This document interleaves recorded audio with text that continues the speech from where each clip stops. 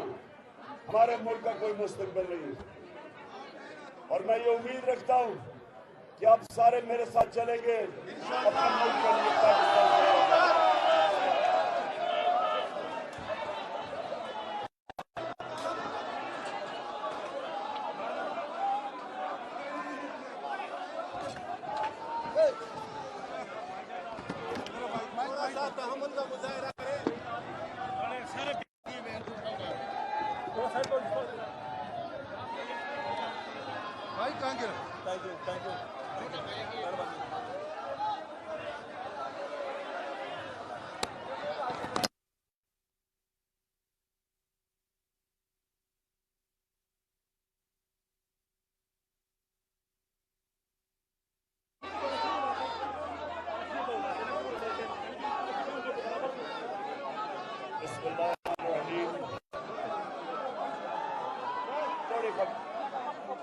थोड़ी खामोशी, पीछे खामोशी।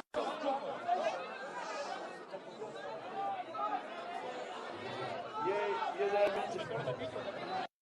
अच्छा, बिस्मिल्लाहिर्रहमानिर्रहीम। आज मेरे भाई बैठ जाओ। आज मैं कराची बार का आज शुक्रगुजार हूँ कि आज आपने मुझे दावत दी और वो टाइम जब मुल्क की तारीख का सबसे फैसला कुन वक्त है। इसको नीचे करो ना, नीचे करो उसको।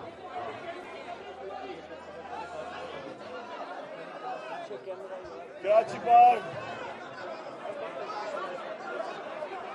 मैं आपके सामने एक पैगाम लेके आया हूं। अगर ये NRO 2 ये तो दूसरी दफा बड़े बड़े मुजरिमों को अगर NRO 2 देने में कामयाब हो गए, ये मुल्क का कोई मुस्तकबिल नहीं है।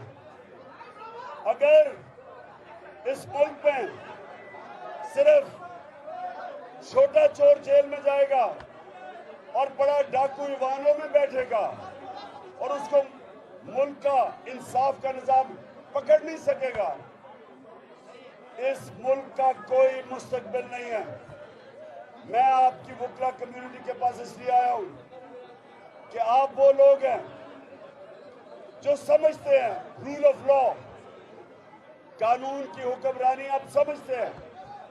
और अगर कानून की हुक्मरानी की धज्जियां उड़ाई गई कि ताकतवर पैसा चोरी करके बाहर चला जाए और बाहर से वापस NRO लेके आ जाए, फिर मुल्क लूटे, फिर बाहर चला जाए, इस मुल्क का कोई मुस्तकबिल नहीं है अगर हमने ये होने दिया। मैं इन चोरों के खिलाफ हकीकी आजादी की सियासत नहीं कर रहा, जिहाद कर रहा हूं। और मैं चाहता हूं आप सब मेरे साथ हो।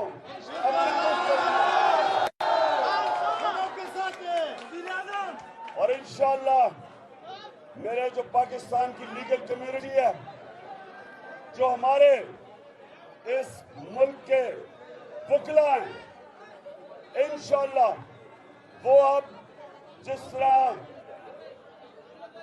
1947 में पाकिस्तान मूवमेंट 2 अजीम वकीलों ने लीड की थी,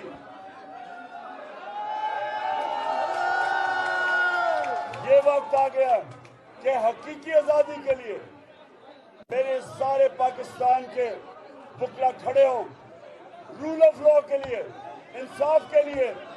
और ये जो डाकू पैसे लूट के बाहर NRO के लिए वापस फिर लूटो और फिर बाहर, इस बारी अगर ये कामयाब हो गए, मैं फिर से कहता हूं हमारे मुल्क का कोई मुस्तकबिल नहीं है।